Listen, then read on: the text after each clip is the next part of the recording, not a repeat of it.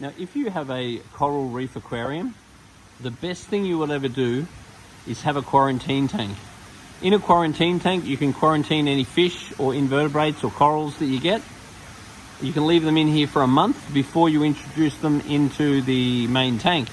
That will give you an opportunity to vet any pests that may be amongst your corals or rocks, and it will allow you to reduce the chance of getting issues such as white spot, because fish go through a whole ordeal to get to you, and then once you get them in a quarantine tank, if you're doing fish, you want to run the salinity on the low side, then you want to stabilize them in there, then slowly raise the salinity.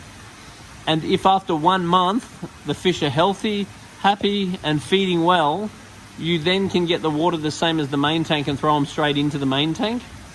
And that way any potential pathogens that they may have introduced get vetted out in the quarantine tank before you go chucking them into the main tank.